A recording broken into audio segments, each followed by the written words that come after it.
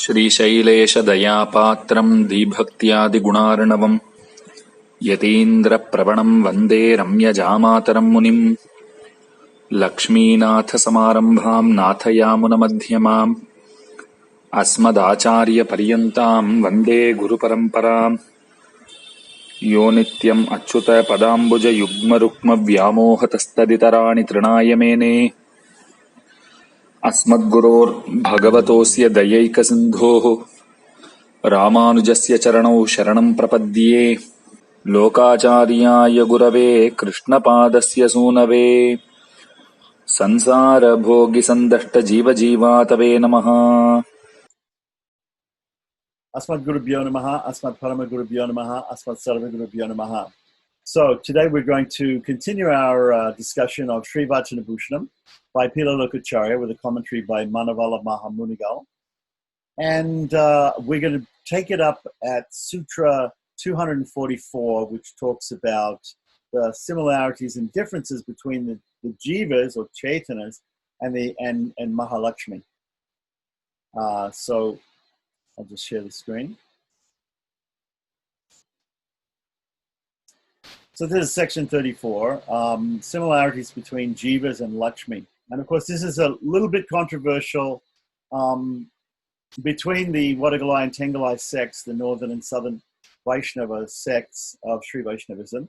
There are some slight differences in understanding about the actual category of Mahalakshmi, you know, which group she belongs to. Which does she belong to the same group as the Lord, or does she belong to the same group as the persons who are dependent upon the Lord, or the jivas? Of course, we're all dependent. She's also dependent upon the Lord, but exactly that's why there's a little bit of a difference between the two, because obviously we all agree that everybody's dependent upon the Lord, including Mahalakshmi, but at the same time, she is far, far greater than other or ordinary living beings. So, Sutra 240, there are 6 similarities between purified jivas. So we're not just talking about any jivas here, which there are different types of jivas. And I think that we were discussing in Mumukshapati, last class, or class before last, there were 4 types of jivas that were described. There's the Bada Jiva, who's completely covered, right? Which is that jiva is also called a bubukshu. Bubukshu. The title of the other book is Mumukshapati. Mumukshu means Mumukshapati. Mumukshu means a person who's interested in moksha. Bubukshu is a person who's interested in bhoga or enjoyment. And in this case, bhoga means material enjoyment. So a bubukshu is a person who's interested in sense enjoyment in this material world. So a person called a samsari, who's in samsara, this world of birth and death, or bubukshu, who is wanting to enjoy sense gratification only in this material world, material senses, right? He's called a bubukshu or a samsari, or otherwise we call them also nityabadas, somebody who is eternally covered, eternally illusioned. As Krishna says in the Bhagavad Gita, Mama Mayam Duratyaya, my illusion is very difficult to overcome. So many, many people in this material world are in that category. Then there's a next category. There's the mumukshus, the people who are aspiring for liberation. Then there's another category amongst them, right? Those persons who have actually attained moksha. Those are called muktas, or liberated souls. And in Sri Vaishnava understanding, both Vadagalai and Tengalais, we believe that moksha actually only occurs after the fall of this body, both gross and subtle. So we have the gross body and the subtle body also. Everything has to be washed off. Everything has to be finished before we actually attain full moksha. That's not to say that people can't be purified. So here we have this term purified. There are some people who are also purified in this material world. Still, they haven't attained the actual Vaikuntha, but they're purified because of their surrender to the Lord, also, or because of their engaging in one of the paths on the way to moksha, which is Karma Yoga, Jnana Yoga, Bhakti Yoga. So, okay, so there's purified jivas, right? So then, of course, there's other purified jivas that have always been purified and they're always pure. They're the Nityasuris, or sometimes we call them Nityasiddhas. In Gaudiya terms, they would call Nityasiddhas, people who are eternal associates of the Lord. They were never illusioned. They never had any block to their knowledge. They know everything, and they're there serving the Supreme Lord always in Vaikuntha. Okay, so there are 6 similarities between these purified jivas and that one, meaning Lakshmi, in essence or in quintessence. These 6 are number one, Ananyartha Sheshatva. So Sheshatva means service or servitude. So Ananyartha, having allegiance to no other than Narayana, than Lord Narayana. This is one of the things that Sri Vaishnavas emphasize. They emphasize the surrender is only to the Supreme Lord. Only to the Supreme Lord. In other words, you can't say, I'm surrendered. Even in the Bible, they say you can't have 2 masters. A person can't have 2 masters. So he's either surrendered he's surrendered to the one Supreme God, Sriman Narayana, or he's surrendered to something else. But you can't surrender to 2 different authorities.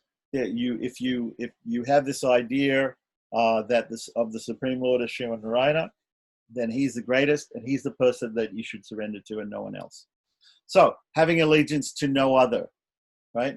So these are similarities between the purified jivas and Lakshmi, because Lakshmi is also totally surrendered to the Supreme Lord, and we're we're aspiring to also surrender to the Supreme Lord also, only to Sriman Narayana. That's right. Then number 2, taking refuge in no other. So not only we are subservient, right, to him, but we've actually taken refuge of him. So our nature is to be a servant. There's 2 words, Shesha and Sheshi. Sheshi means master, and Shesha means servant. So yes, we're a servant, but the servant doesn't always serve the master. In this material world, we know that you might have a servant, he might not do what you want him to do. He has his own way of thinking sometimes. So the taking refuge actually is another thing. Your nature is to be the servant. That's explained in point 1. But point 2 is, do you actually take refuge? So that's Ananya Sharanatva. Sharanam means service. Like we have in the Dvaya mantra, Sriman Narayana Charano Sharanam Prapadye. So the word Sharanam means to take shelter or to take refuge, to surrender, to perform property. Okay, so taking refuge in no other. So Ananya. Ananya means, Anya means others. Ananya means no others. So it's like when we put an A in front of a word in Sanskrit, it makes it the opposite of what the meaning normally is, right? So Mrita means death. Amrita means eternal life, right? So when we have a word that starts with an A, you can't just put another A in front. You have to put an, A-N. So here we have in the first point, it says ananyarta, ananyarta. And here it says ananya. Anya means those. Ananya means not those, right? So taking shelter of no other. So anya means other, no other. Ananya means no other. Okay, so not only with the servant, but we're also taking shelter of no other. So we are by nature only the servant of Sriman Narayana, and we are also by nature taking refuge only of him. So this is something that we are similar to Lakshmi. The Jivas and Lakshmi have those similarities. Number 3 is Ananya Bhogatvam, being enjoyed by no other. So the Lord enjoys our service. We try to please him by our service. So, and we don't try to please anybody else. And we're not meant for the pleasure of anybody else, right? We're not meant for the pleasure of anybody else, because we are the property of the Lord. And we share this quality also with Lakshmi. So we have, number one, ananyata sheshatvam, ananya sharanatvam. Tvam just means ness. In English, we say goodness, badness, slowness, quickness, right? If we put the ending ness on something in English, we can do the same thing with that in Sanskrit by putting the ending tvam. So sharana means surrender. So surrenderedness, right? We surrender unto nobody else. Our surrenderedness is to no one else, right? So our enjoyment, our bogya, our enjoyment is to nobody else, right? Ananya bhogatvam. Okay, so that's number 3. So number 4, tranquility in union with the Lord. And here it's given in this is like type of Tamo Mani Pravalam. Some slesha till ariye rukai. Okay, so tranquility in union with the Lord.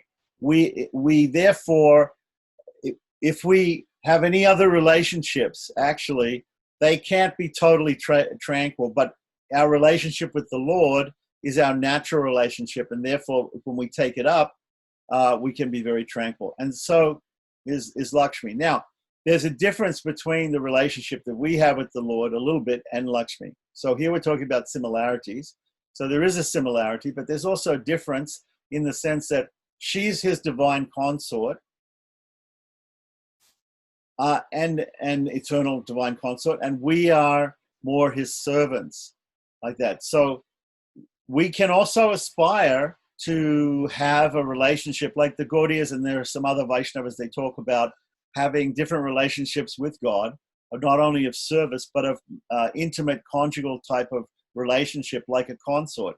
And so that's also possible, like that in the Nalaya Divya Prabandham of the Alwars, they have also talked many times about, there are many Alwars, Peri Alwar, Andal, of course, because she's the female, she's actually Bhudevi, so she is actually a consort of the Lord. But some of the other Alwars also, some of the Alwars that appeared in male bodies in this world, they have written in what is called Nayika, or some people say Nayaki, right? But the correct term is Nayika Bhava. And the Bhava of a Nayika means a heroine. In English, we use the word heroine. It means a female hero, right? Somebody who's a hero, right? But female, like that. Heroine. The heroine is the star act, the main female character in a play or in a movie. So, or in a book, let's say, in a story. So the main female character and the main male character, they have this, relationship of husband and wife, or lover and beloved, like that. So that type of relationship is expressed, that bhava, the feeling of that type of relationship is also expressed by the Alwars in certain parts of the Nalaya Divya Prabandham, and we can see some of those examples of some of those places some other time. So it's basically saying here that we have a relationship, and we can have it in different ways, different types of service and different types of relations that we can have with the Lord. And so Lakshmi also has a relationship with the Lord. So we can be tranquil in that relationship. So that's the 4th point. The 5th point is distressed in separation. So this is like the opposite of the 4th point. The 4th point is that in our union with God, and what do we mean by union? In Sanskrit, we use the word yoga.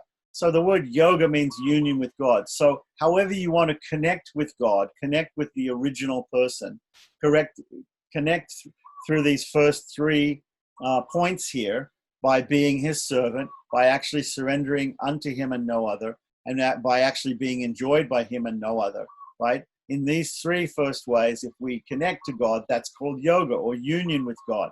So we enjoy that, and that makes us peaceful, because that's our natural position. If, however, we are separated from God, and how will we become separated from God? We don't exactly know, but we are here in this material world, and we are surrounded or covered by his external energy, as the Gaudiyas would say, his external energy. It's there in Bhagavad Gita. Krishna says, Bina prakriti rastara. But in the 7th chapter, he says that this is my external separated energy. It's separated. So here the point is important, separated. Vishlesha. Vishlesha ariyamai marai, right? So vishesha till this till ending is a Tamil ending. But anyway, that's in Manipravala. You always get this words, whatever the words are, there's going to be Tamil endings, even if they're Sanskrit words in Manipravala. Okay, so samslesha means union. Vishlesha means separation. Okay, so here we have in separation, there's distress. There's distress. And we see this amongst people in this material world. Remember those bubukshus, those samsaris, those nitya buddhas who are here in this material world. They're in distress because they're in separation from God. Some of them realize that they're in distress because of that, but most of them don't realize that because they identify with the material nature. They think they're this body. They think that this society, this material society, and this material life. Some of them think this is only one life. Some of them think this is only one, chance that I have to enjoy, and this is the only way that I just do what is natural to me, what is materially natural, like that. And they can enjoy in that way. So they're distressed in separation, So now that's an interesting question. How is Lakshmi distressed in separation? How can Lakshmi, because here we're talking about similarities between the jivas and Lakshmi. So point number 5 says they're distressed in separation. How can Lakshmi be separated from the Lord? She's always with the Lord, right? We can read in Vishnu Purana, in Lakshmi Tantra, the Pancharatra Agamas. There are statements saying that she is always accompanying the Lord. Now, of course, the Tanacharya Sampradaya, the Tengalais, and the Vadagalais, the Deshika Sampradaya, the two different sects of the Sri Vaishnava, they have different ways of understanding how Lakshmi is always with the Lord, right? Because the Lord himself is all pervasive.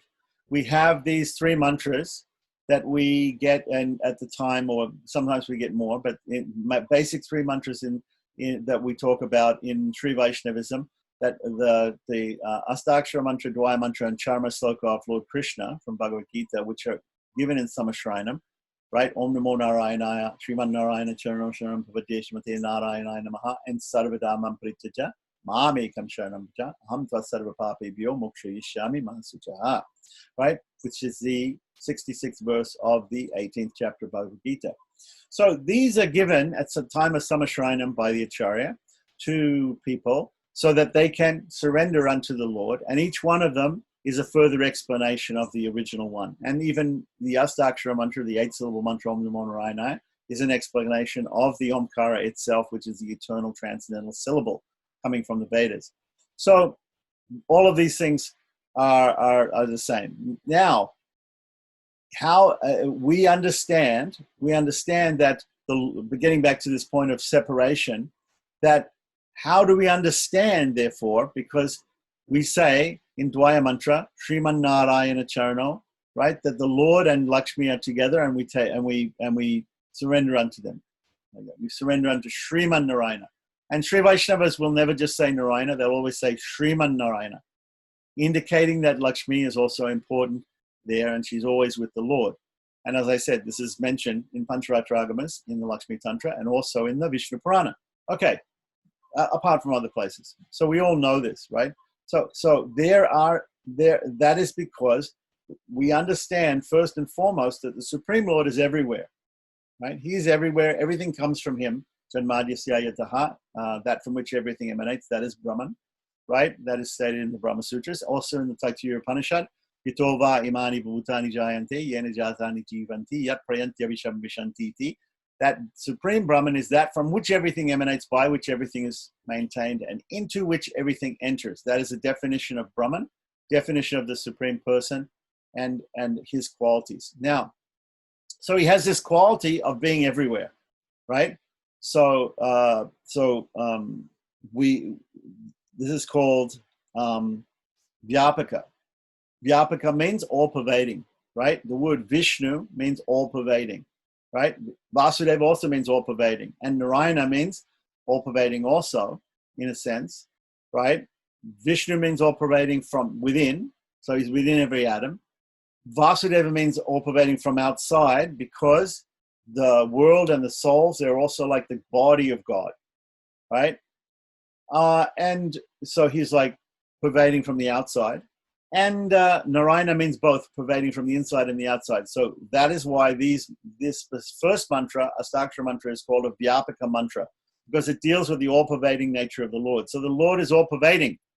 So the question here is, it's said in the scriptures that Lakshmi is also all-pervading, in a sense. Now, the Vadagalas take it that she is all-pervading in exactly the same way as God. In exactly the same way as Sriman Narayana, Lakshmi is also all-pervading. Therefore, wherever he goes, she goes. In her entirety, in her swarupam, in her fullness. But this is not the way the Tenacharya Sampradaya sees it. The Tengalais don't see it that way. We see that only God is able to be in his full swarupam everywhere, but all-pervading in that way. But Lakshmi is able to be there only by guna vyapti, what we call guna vyapti. Guna vyapti means, guna means qualities, and vyapti means pervasion. So she's able to pervade everything by her qualities. What are her qualities?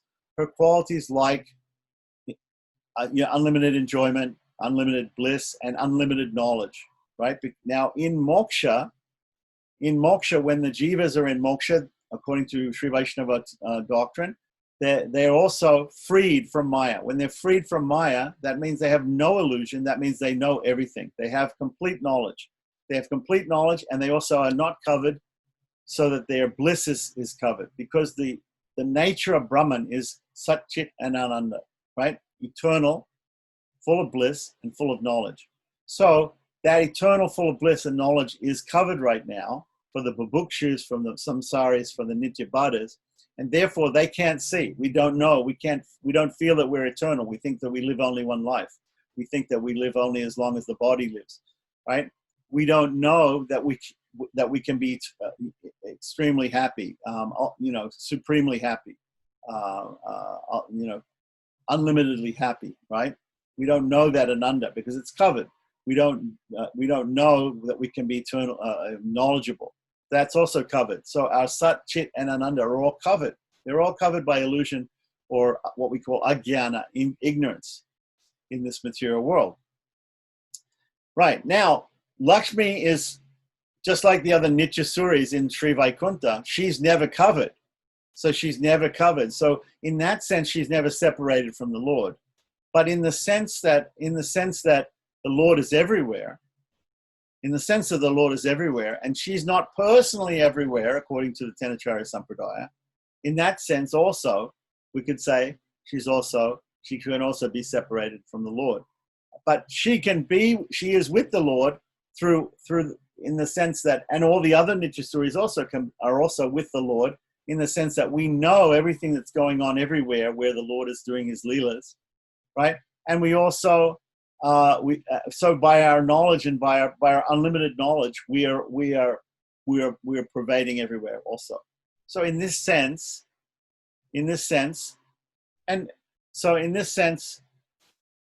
I'm not exactly sure. Maybe we can look at a more explanation of why he says here, distressed in separation is a similarity between Jivas and Lakshmi.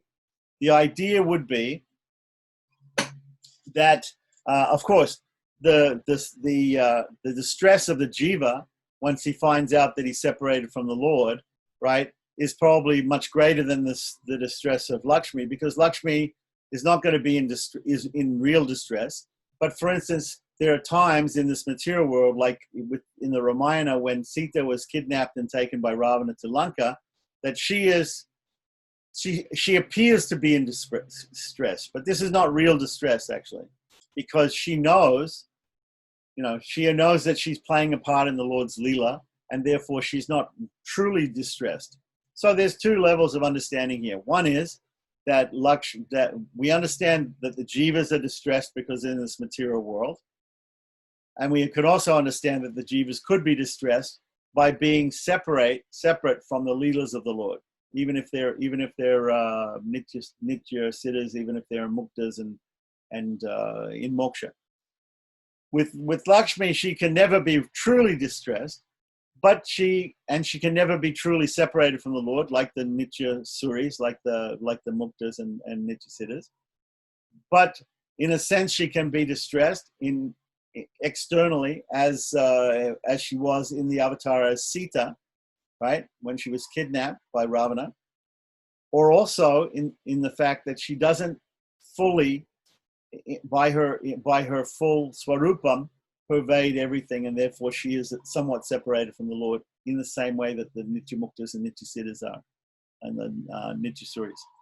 So anyway, this fifth may be a little bit difficult to understand, but the point is being given here that because we have total tranquility and peace and happiness and we feel fully satisfied by being in union with the Lord, by serving Him in Sri Vaikuntha, which is the place where we can only do it to the fullness, right? Then the opposite of that is, if there were a situation, whatever that situation may be, and may be difficult for us to understand what that situation is in terms of Lakshmi. If there's some separation, then obviously that is the distress of the person, whether it's real distress or in the case of Lakshmi or not, or the Nitya Suris or not, or whether it's just feigned distress because they're acting in an alila, or whether it's real distress in the case of the jivas. Still, there's some sort of distress when there's some sort of separation for the jivas and Lakshmi. So therefore, this is something we have in common with Lakshmi. Okay, that's number 5. Like that, I think a lot more could be said about that particular aspect, right? But it's not elaborated here. I can read up on it and maybe add some more to what I just said. It might be a little bit confusing. Go over it again. Number 6, the 6th thing is being controlled solely by the Lord. Being controlled solely by the Lord. And again, we have to learn this, that this is why we have this idea of sattvika tyaga, of giving up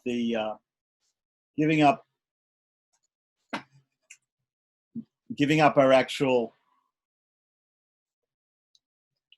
not just the fruits of our actions, but giving up the idea that we are actually the doer. We are not the doer of any of these actions in this world.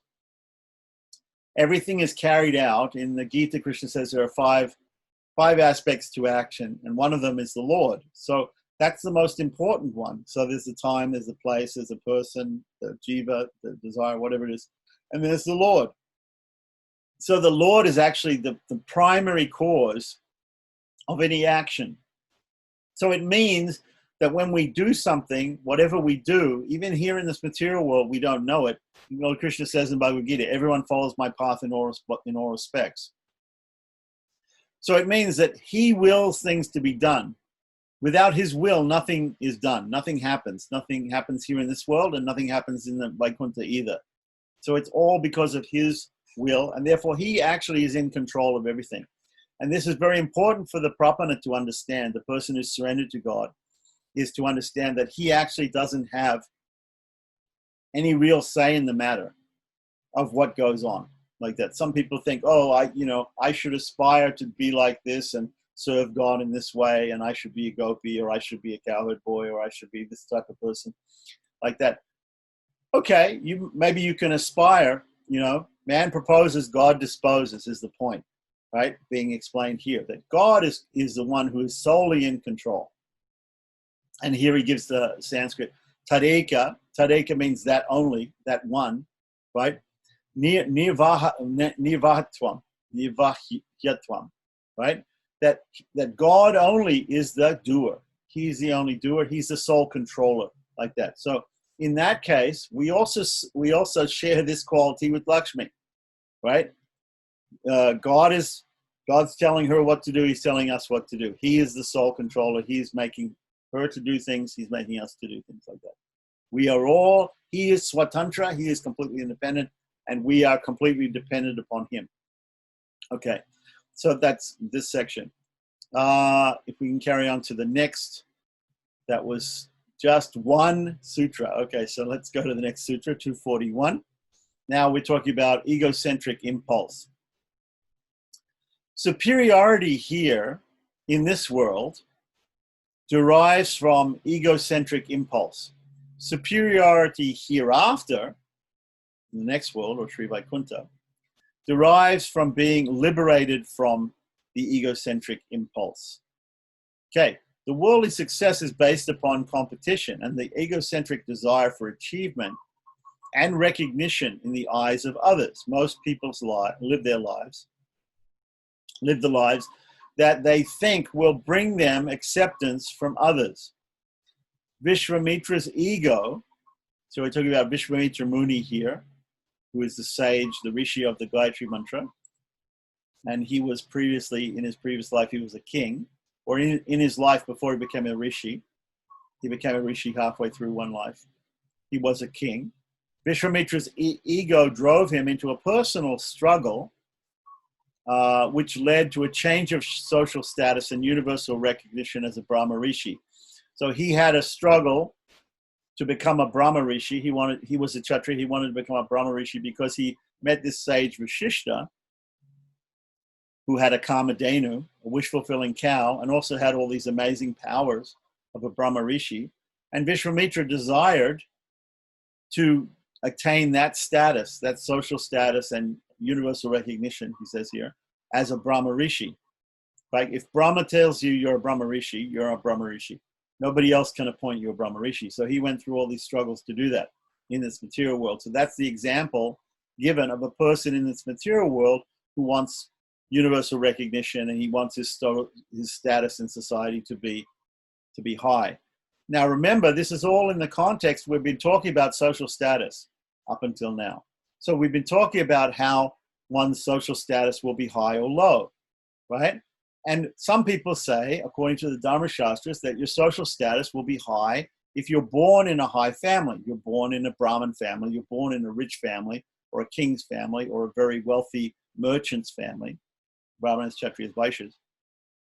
If you're born in a low family, like a Sudra or a Mlecha or a Yavana or all these other total sort of derogatory names for people who are not even considered even the level of Shudras, so ordinary servants, then you have a very low social status in normal Varnashram society. But we know that Pila Lokacharya was railing against some of these ideas of the normal Varnashram society, the medieval ideas that caste system was all based on birth and everything, and gender equality and spiritual equality were the things that were, the spiritual equality was the thing that he was really pushing above and beyond that for Vaishnavas. So he gives the example here of Vishwamitra's struggle to become a Brahma Rishi as the same as the example of any of us in material world trying to have, material status in a material social society. Kulashekara, King Kulashekara, who was an Alwar, right? Different from Vishwamitra. Vishwamitra was just a rishi, right? So he had this ego. But Kulashekara was a pure devotee, even though he was a king. Even though he was a king, on the other hand, so here's two examples. Vishwamitra was a king, Kulashekara was a king. But the difference is, one of them was a pure devotee, Kulashekara. So Kulashekara, on the other hand, rejected all such social status and worldly achievements and would have been happy to have exchanged places with flora and fauna. Okay, so if we read some of King Kulashekara's hymns in the 4,000 hymns of the Alwars, he says, I would gladly be a lizard or be a parrot living in the little hole in the walls of Sri Rangam Temple or Tirupati Temple. I would even be a non-sentient, right? What to speak of here? It says flora and fauna, plants and animals. He said, if I could just be a plant or an animal, I'd be very happy if I was close to the Lord, near one of his temples. But he also says, even if I was the doorstep of the temple and the devotees put their feet on me, I'd be very happy to take that position like that. Now here he is. He's a king.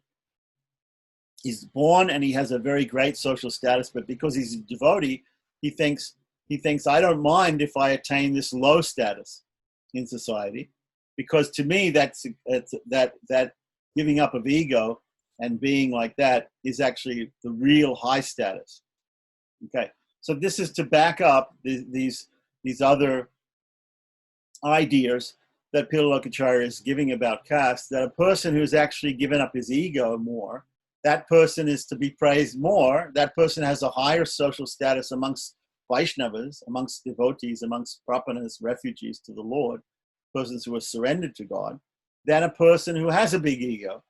You know, even if he might be a spiritual person like Vishwamitra, but because he has a big ego, right, because he's looking for some social recognition, right, that disqualifies him. Whereas Kulashekara, although he had a high social position, he becomes more qualified because he's given up his ego. And therefore he thinks, even if I attain some very lowly status in material society, that's fine with me as long as I'm engaged in the service of the Lord and close to the Lord. So some other examples are given here. Brahma experienced failure, whereas the milkmaid achieved success. Although Brahma arises from the lotus sprung, is the lotus sprung from Vishnu's navel. He's unable to, because of his ego, to see the lotus feet of the Lord. Okay, so there's a story in Shastra where Brahma was born on the lotus. Sometimes he's called Aja because he's considered to be unborn, but he's born on this lotus or Padabja. He's born on the lotus flower that springs from Mahavishnu's navel, Garbhodaksha Vishnu's navel. When he was born, he just saw darkness all around him because, of course, the manipulation of the material elements is something that he is going to do later on, that the Lord is going to do through him. The initial Shristi, or the initial creation, has gone on, but after that, the manipulation of the material elements to make different bodies of living entities in different places, right? That hasn't happened yet. So there's darkness all around him. He can't see anything. So he's searching out for his origin, just like we're all searching for the origin, for our origin. The scientists are searching for the origin. So Brahma was also searching for the origin. He was born into darkness. And it's very analogous to us. You know, we're also born in darkness, meaning ignorance. It doesn't mean that we were born at night, but we're born in ignorance. Darkness means ignorance. So Brahma was looking, what's my source? So he searched the lotus, and obviously he's going to come to the stem of the lotus, and he started to climb down the stem of the lotus, and it was so long that he gave up. So he failed. He failed in his mission to find the source. He was unable to see. Here it said he's unable to see the lotus feet of the Lord. Okay, so the Lord has beautiful feet, which are beautiful like lotuses. The reason why in Sanskrit literature, sometimes we see in Indian literature, they talk about different parts of the body are like lotuses. The eyes, the lips, the eyes, the lips, the face, the hands, the feet. You know, the navel. They're all sometimes in poetic Sanskrit. They're always equated to lotuses, because a lotus is such a beautiful thing. It has this beautiful red tinge. So also the body has this beautiful red tinge in these places, and also sometimes the shape of the lips or the shape of the eyes is like the petal of a lotus. So anyway, it's compared to a lotus. The Lord has lotus-like feet. If you see his feet, they're very tender, and they're nice pink color like a lotus. Okay, so he was unable to see the lotus feet of the Lord. Now, why is it mentioned here, the lotus feet of the Lord? Because the lotus feet of the Lord is the place of surrender. So even Brahma was unable to really surrender to the Lord. Seeing the lotus feet of the Lord means being at the lotus feet of the Lord means surrendering to the Lord. Right? So here the point is, the story is given about Brahma because Brahma is the highest person in material society. In this world, Brahma is the highest. He's the creator, right? So when we say Brahma, the person who is in the highest social position, was unable to surrender to the Lord, to find his place at the feet of the Lord, like that, we tell that story, then he says here, because he is unable, because of his ego, to see the lotus feet of the Lord, right? So what does this mean? Okay, we don't need to take this totally literally, but what's the figurative meaning? Figurative meaning is He's unable to, because of his ego, he was unable to see the lotus feet of the Lord. Seeing the lotus feet of the Lord means being at the feet. He's unable to surrender. He was thinking, I'm so great. I'm the creator. He was unable to surrender to the Lord. On the other hand, the opposite of him is this, the example given here is the word chintayanti. So, okay, so this is a name given to some gopi, chintayanti. Chintayanti, a simple gopi, unable to go out and meet Krishna, immediately abandons her body and attains him. Okay? So this was mentioned before in Sutra number 80. We talked about this gopi, Chintayanti. So we haven't actually read about a gopi like this in any story, in any Purana or any Shastra. But he's making this name up. This name is, Chintayanti means that who, Chinta means to think. So the name itself gives you an idea. This gopi, she's called Chintayanti because she's always thinking of Krishna. So she was always thinking of Krishna, always thinking how to go out and meet Krishna. For some reason or other, either she was married and she was in her house and she had to look after all the household duties and she was locked in by her husband, or either that or she was a young girl and she was being watched over by her parents who basically grounded her and she couldn't go out. She couldn't go out of the house to meet Krishna in the forest. For some reason, she couldn't actually go and meet Krishna. So she felt so badly, right? Because of what do we see up here? Distressed in separation. Distressed in separation. This is also a situation that is talked about by people in other sampradayas, like not just in Sri Vaishnava Sampradaya, but especially the Gaudiyas. They talk about distress in separation from God, especially of the gopis, especially of Radha. Right. So here we have this gopi named Chintayanti, who's always thinking of the Lord. Right. Her name says she's always thinking of the Lord. Right. She's unable to actually go out and meet him. So because she is so fixated on meeting him. Right. And she can't do it. Therefore, she just gives up her body. She just can't live anymore. She can't live anymore. Some people, some prapanas also think like this. There's dripta prapati and artha prapati. One of the prapanas, he thinks, yeah, I surrender to the Lord, and when the Lord wants to take me at the end of my life, I'll go to Vaikuntha. And the other person goes, no, Lord, I'm so distressed in this material world. You must take me immediately. I'm surrendering unto you. Please let me give up my body here and now and take me now, and I will go to you and serve you, like that. So that's the example here of this Chintayanti gopi, like that. So see the difference between her and Brahma. Because of ego, Brahma couldn't surrender to the Lord. Chintayanti, on the other hand, had no ego. She wanted to surrender to the Lord. She was surrendered to the Lord. And what she did was, because she was unable to fulfill that surrender fully, right? She therefore abandoned her body, which was an impediment. Her material body was an impediment for her coming in contact with the Lord and serving the Lord. So she gave it up and she attained Vaikuntha, attained the feet of the Lord, the service of the Lord, the service of the Lord. So now we have in section 36, we come to section 36, the next sutra. The next sutra is quite long.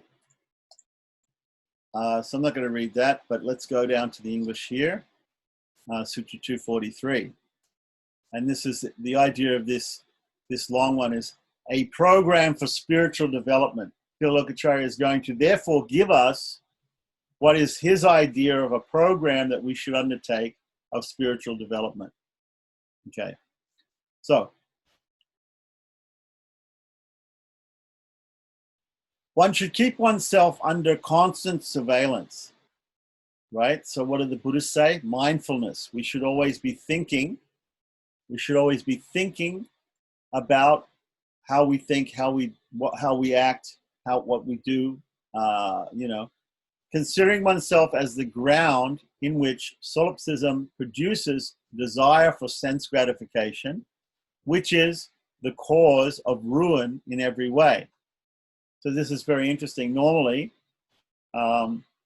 if we read some of the books that are produced, there are these books called Anikams, which are produced by different Sri Vaishnava acharyas. And what they do is they delineate how we should live our life day to day, throughout the year, and different festivals, but mostly daily. Anikam means daily, what we do daily.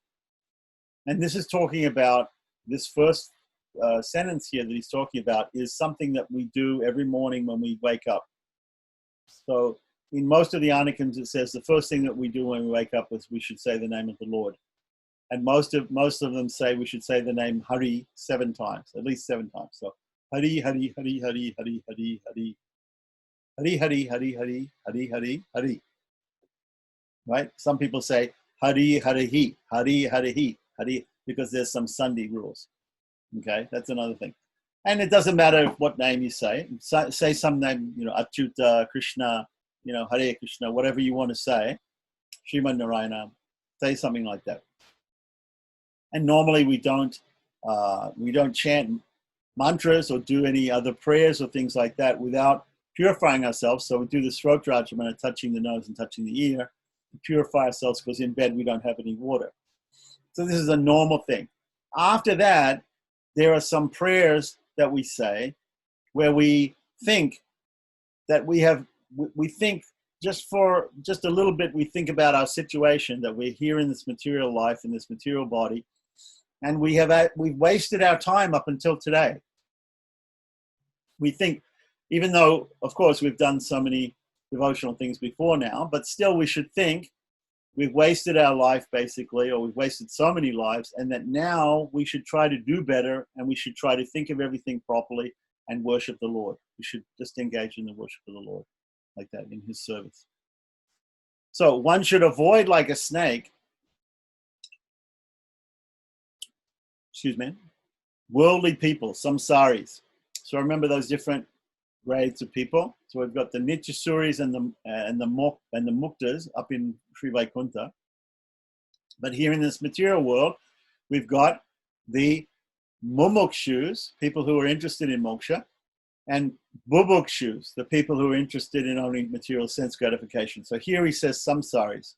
Samsaris means people who they're just going round and round in samsara, this world, this cycle of birth and death. And they're only, for bhukshus, they're only interested in material sense gratification. So we should avoid, like a snake, right? If anybody's ever lived in a country, Australia is full of snakes. I've lived many places in Australia where there's many, many poisonous snakes, and you want to avoid them. So you just don't even go near them. You just avoid them.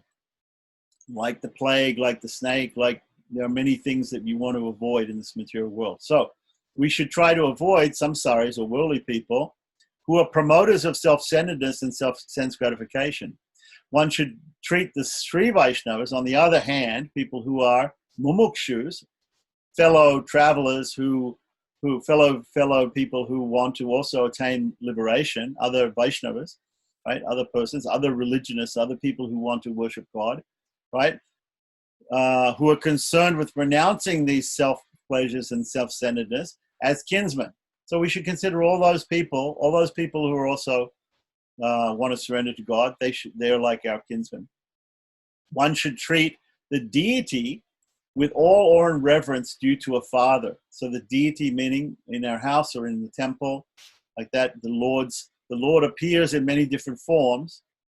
And in Pancharatra, we have these 5 forms of God, culminating from Kanaka Vyuha, Vivava, Antaryam, and Archa. In the Archa form, the deity, of course, being that form of God which is most easily accessible to us, right? We can see him. We go to the temple, we can immediately see him.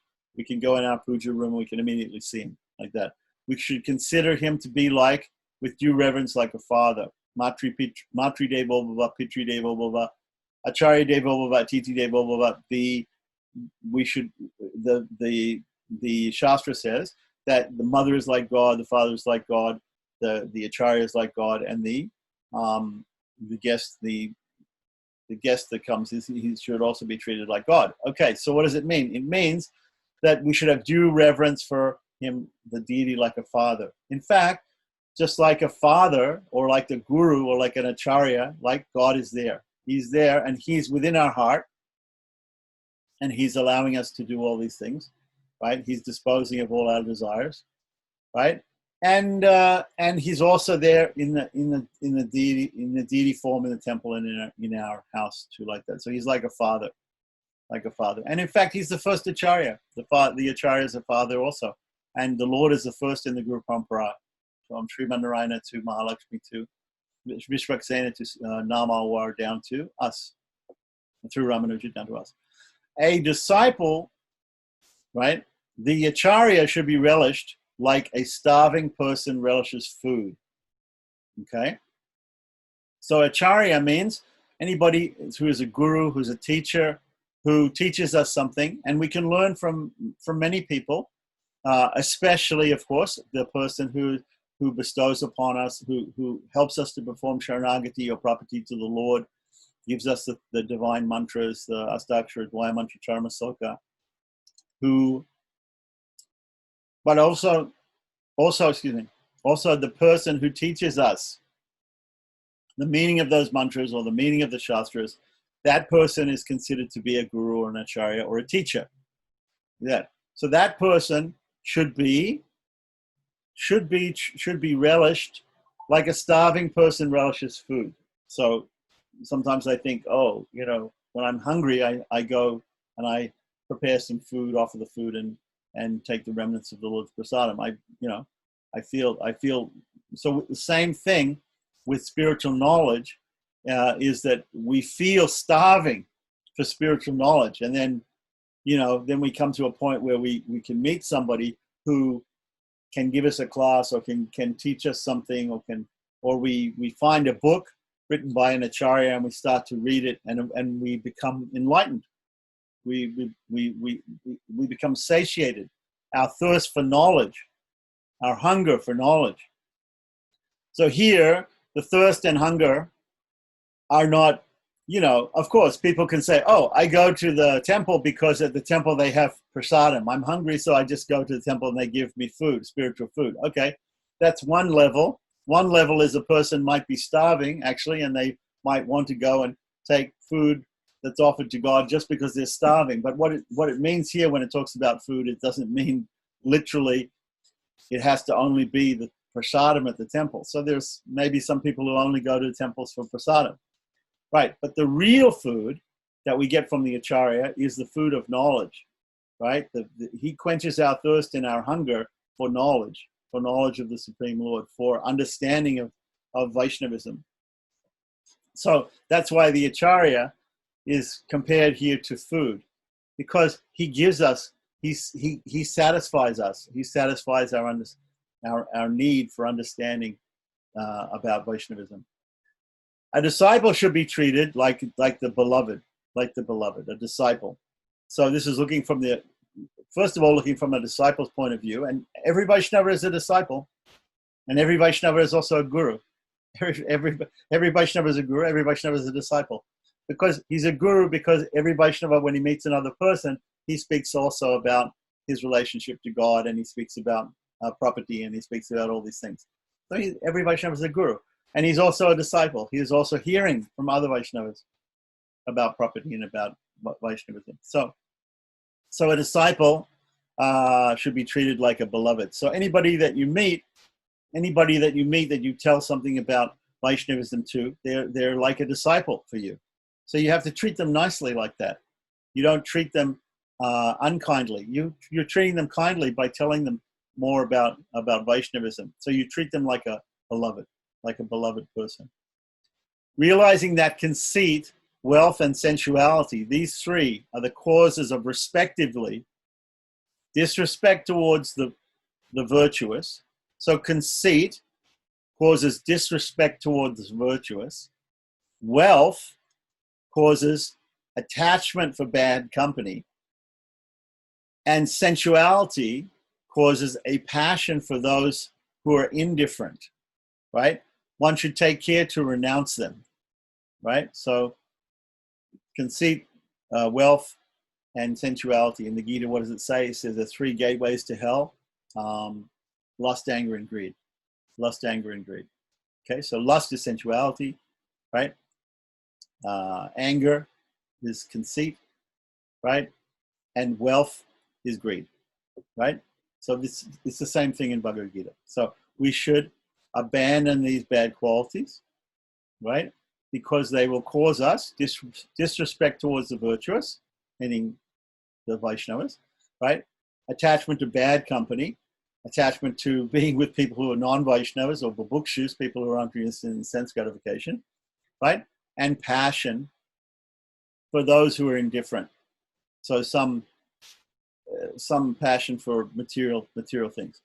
One should take care to renounce them. One must realize that the spiritual qualities, sama, control of the mind, and dharma. Remember, we talked about this a few.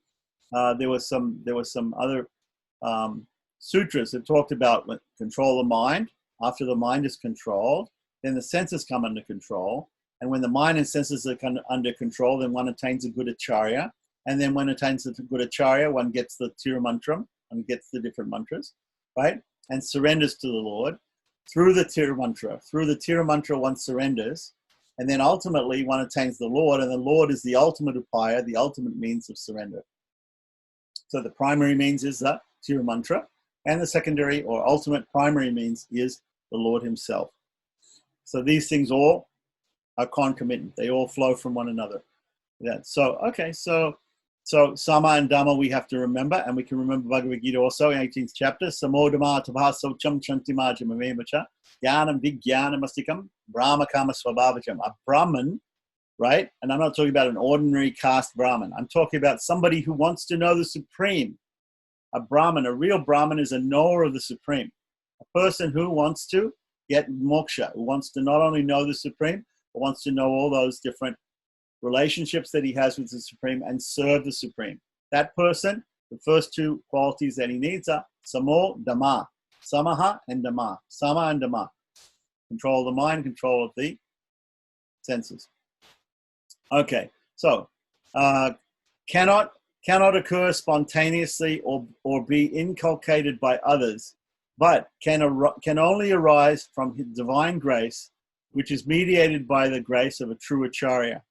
Okay, so one has to realize that this sama and dhamma, right, ultimately also comes from the divine grace of the Lord. Everything comes from the divine grace of the Lord, right? And so one must realize that the spiritual qualities, sama and dhamma, control of the mind, control of the senses, cannot occur spontaneously, right? It's not that it's not that these are prerequisites for property. Don't think that you have to, first of all, control your mind, first of all, control the senses, and then somehow or other you're going to attain property. Yes, we talk about that as a system, but ultimately it's the divine grace of the Lord which takes us in this direction, right? So, cannot occur spontaneously or be inculcated by others, by any others, but can arise only from the divine grace, that's the Supreme Lord's divine grace, which is mediated by the true Acharya. Mediated. It flows through the Acharya. He's the representative of the Lord. So it's the Lord's grace that flows through the Acharya to you, by which this whole process goes about. And that's the way we should be thinking, not by my own efforts, to control my mind, by my own efforts to control my senses, right? Am I gaining an Acharya and gaining the mantra and gaining the Lord? No, not by that, right? By the Lord's efforts, by the Lord's divine grace coming through the Acharya, I'm able to do all these things. That's the real understanding. One should, by the Acharya's grace, continue making progress in overcoming the lower nature and developing the spiritual nature. So, right? One should renounce the desire to enjoy sense objects and cultivate the clear perception that the maintenance of the body is accomplished by using the remnants of things offered to the Lord. So, what does the Lord say in Bhagavad Gita about that? He said, Yat karosi dadasasi, yat jahosi dadasi yat tapasisi konteya, tat kurushva madarpanam. Whatever you do, whatever you offer, whatever you give away, whatever you do as tapasya, whatever you do as a sacrifice to me, right? So everything we do, everything we eat, everything we see, everything is done in relationship to the Lord, and therefore we maintain ourselves by our service to the Lord, by our kainkarya, just as the same as we would do in Sri Vaikuntha, like that. So one should renounce so the remnants of things offered to the Lord. So everything is the Lord's prasadam, everything is the Lord's grace, like that. So one should repudiate the idea that this code of conduct is a means of attaining the Lord. Okay, so after he says this, after he says we should act in this way and we should think in this way, right? Then he says we shouldn't, though, think that because we're doing all of that, because we're thinking like that and because we're doing like that, that is the cause. That's going to cause us to attain the Lord. No, one should repudiate the idea that this code of conduct is a means for attaining the Lord. It's not a means for attaining the Lord. One should, now that's the difference between Sri Vaishnavism and a lot of other forms of Vaishnavism or religion, where they say that the works are the means, right? So there are different ways to look at grace. How do we get the grace of God? Only by doing works. That's what the Catholics say. That's what different people say. There's grace and there's faith and works. There's grace and there's works. But no, the only thing here he says is the grace. The grace is the important thing, right? And that we should not think, even though we may do all these things and think in this way, we should not think that this code of conduct that he's giving here is going to be the result of, or is the means of attaining the Lord. One should cultivate the desire for knowledge, the emulation of distinguished persons, and intense love of God. So we should learn the Shastras. We should learn about the system of property. We should learn all these things as much as possible, right? We should emulate distinguished persons. What do we say? Mahajano yena gata sapanta, the great people. We should follow in their footsteps, in their examples. And we should cultivate intense love of God as much as possible, right?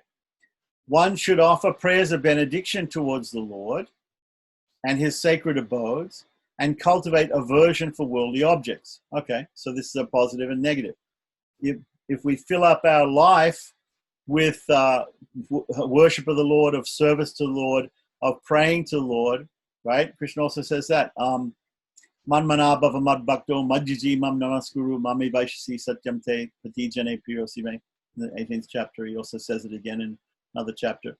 One should offer prayers of benediction to the Lord. So this is all part of Bhakti Yoga, Navada Bhakti, Vandanam, chanting prayers of benediction towards the Lord. And it could be in Tamil, it could be in Sanskrit, it could be in English, it could be in any language like that. Whatever it is. Normally what we try to do is we chant some of the great prayers which were written by the previous acharyas or alvars, because those are written by pure persons, and therefore the sentiments expressed in them are much better than prayers that we can make up by ourselves. But we can still also pray with our own words, with our own ideas. And we should not only talk about that, but we should talk about his sacred abodes. Okay, so there are 108 or 106 in this material world, Divya Deshams, holy places wherein the Lord's deity is there, and they are spoken of in the Nalaya Divya Prabandham. So this is a reference here to the Nalaya Divya Prabandham.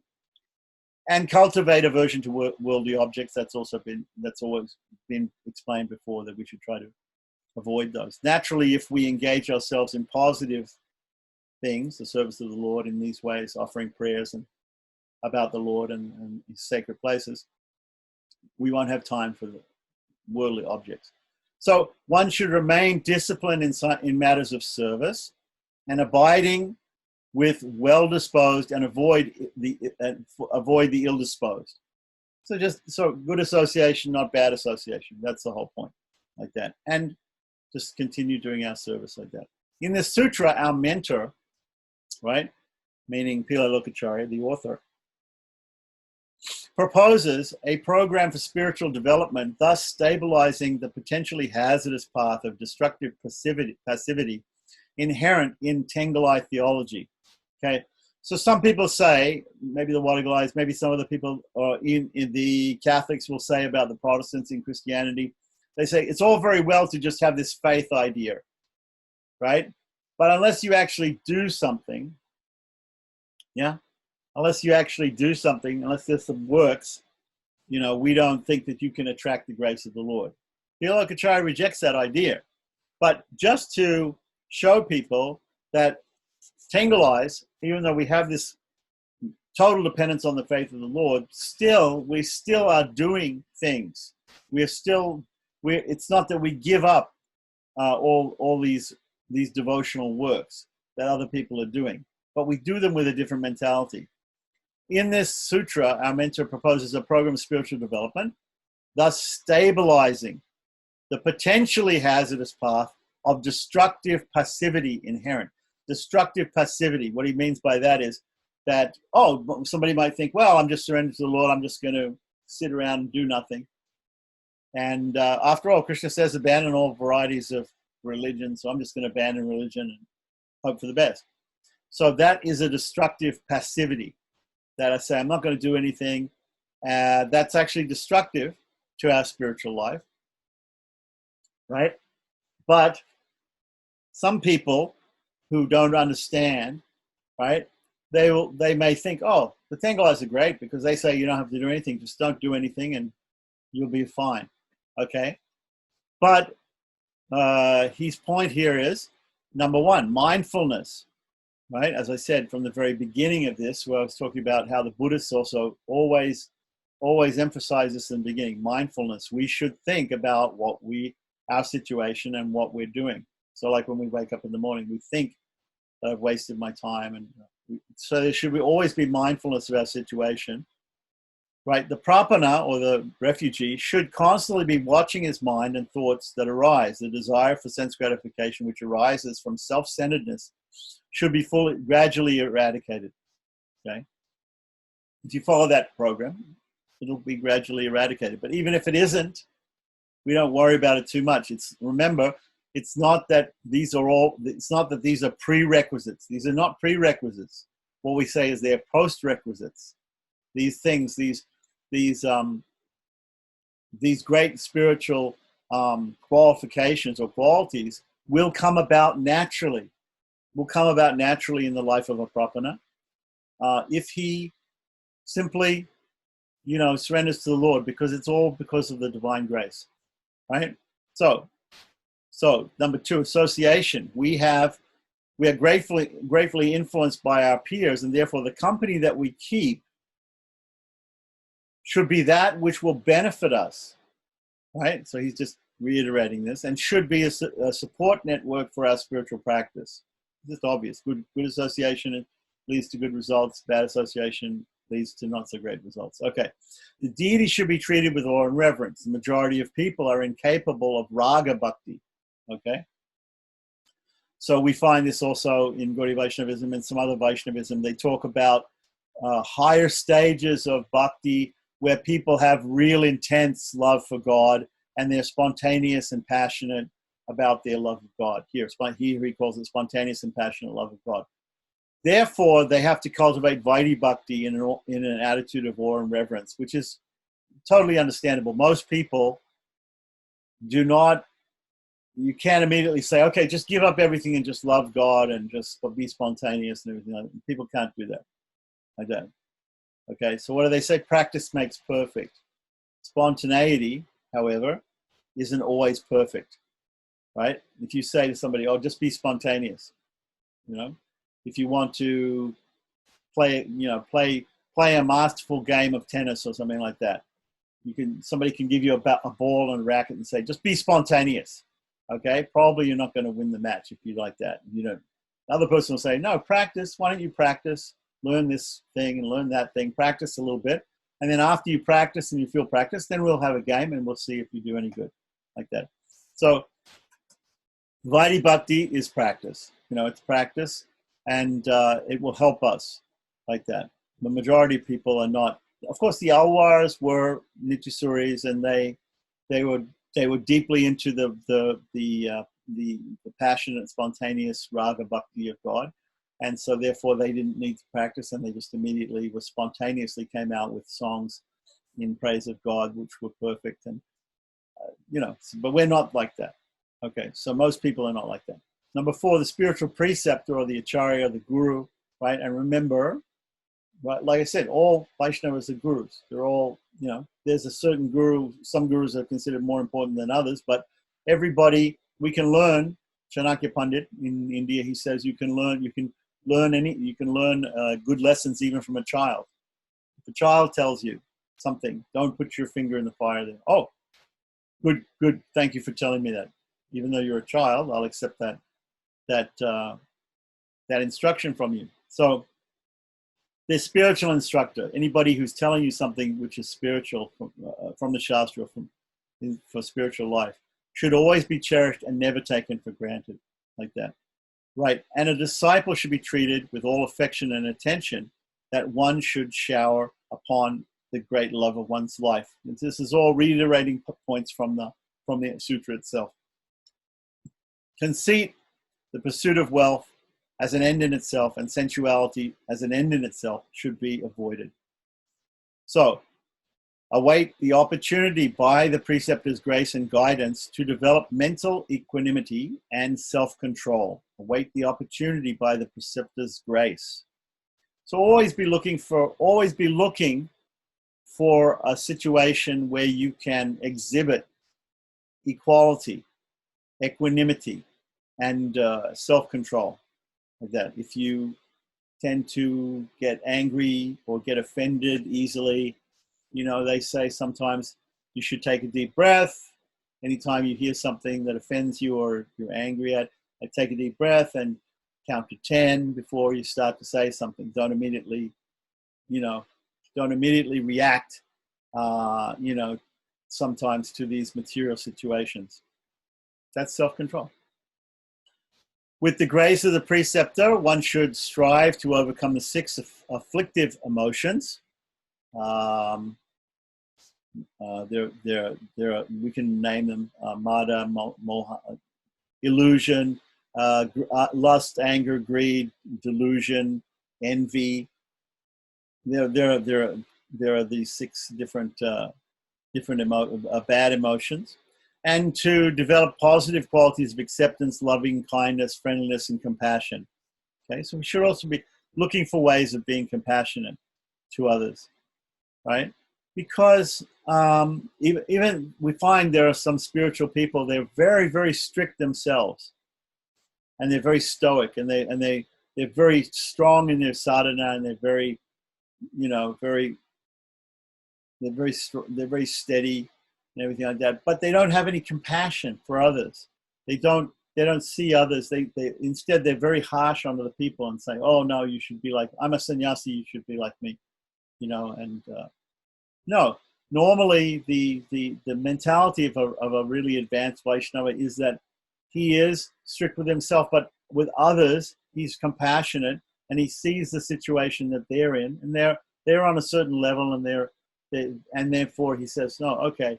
We have to have compassion for you. Try to engage you also in the service of God, in God's Kainkarya." The body should be maintained by offering everything first to the Lord and then taking the leftovers prasadam. We already talked about that.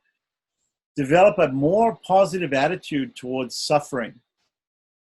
See, this is again, the Buddhists take this and they make it very simple.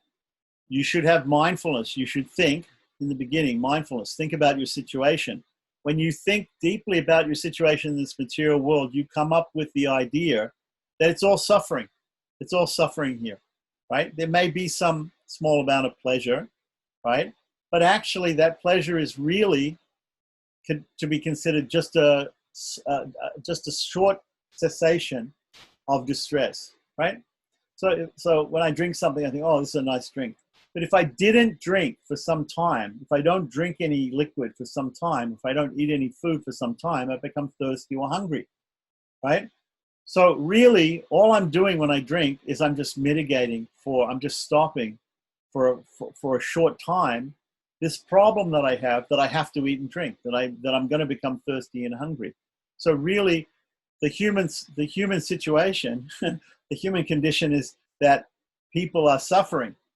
They're really suffering, and the enjoyment is just little bits in between the suffering, like that. So some people, they see it another way. The materialist, he sees it another way.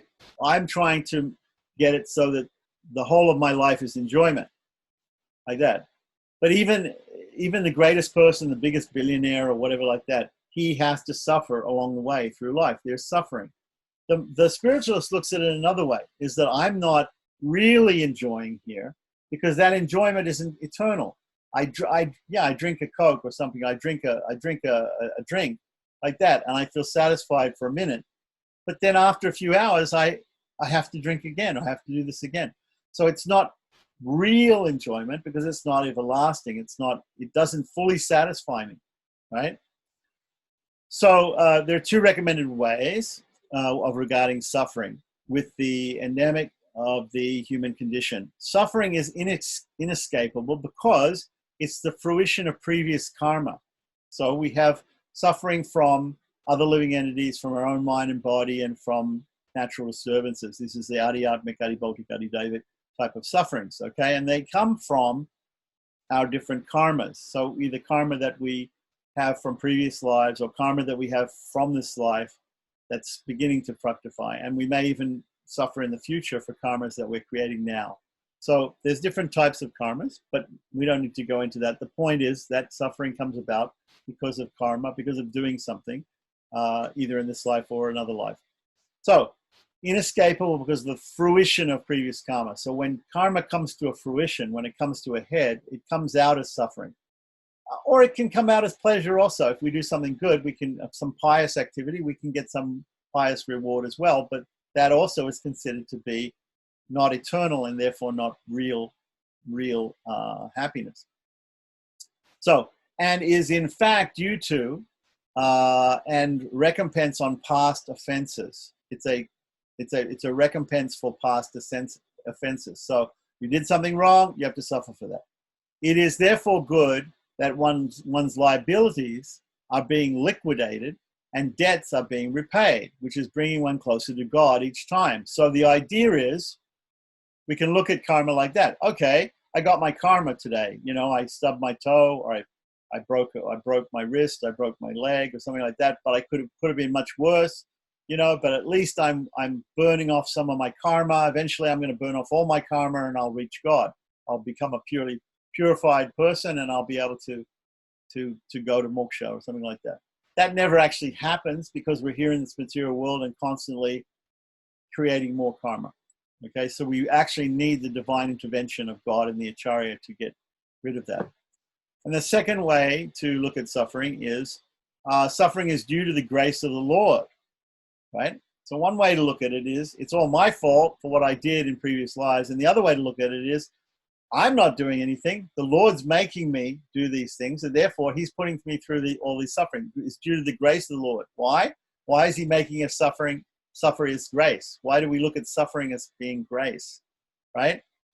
Suffering due to the grace of the Lord and is being administered in order to foster distaste or vairagya for continued embodiment, possessions, relationships, and world in general. If I make some sweet rice, and I give it to you and you drink it. Oh, it's very nice. You know, like that, you enjoy. If I make some sweet rice and I put little chili pepper in it, or I put some salt in it, or I put some sand in it, right? Like that, it's still sweet rice, but it's got a little bit of something bad in it, like that. You drink it, you taste it, you're like, oh, it's so nice. I want to drink more, but there's sand in it, there's some chili, so something bad in it, like that. It's making me feel bad, like that. So the idea is the Lord puts us in this situation in this material world, and by his grace makes us suffer so that we will repent and we will think, oh, why will I do that again? Right? The child puts his hand in the fire. If the fire didn't burn the child would keep putting his hand in the fire. But because the Lord says, okay, burn your hand. Put your hand in there and, learn from your mistakes. So this is the point. This is the point. The other thing that we can say is God is making us do these mistakes to learn, so that we learn from those mistakes, right? So we see suffering in two ways. One is it's our fault for doing wrong things, and in this life or previous lives. And the other is that the Lord is making us to suffer so that we'll become more attached to him, so that we'll actually give up these material activities. The spiritual development program should not be regarded as a means to win favor of the Lord, but should be performed as one's duty alone. So these are all these things are mentioned in the scriptures. They're all the commandments of God, and we do them simply because he commands us to do them, not because we should think that by us doing these things, we're going to attain liberation. We're going to attain the Lord, right? It's not a means. He is the only real means. The spiritual development should be done, program should not be regarded as a means to win favor of the Lord. It should be performed as one's duty alone. It's a duty of us to follow the Bhagavad Agyaya, we say in our Sankalpas at Tenachara Samvada. Bhagavad Agyaya means it's the order of the Lord to do this.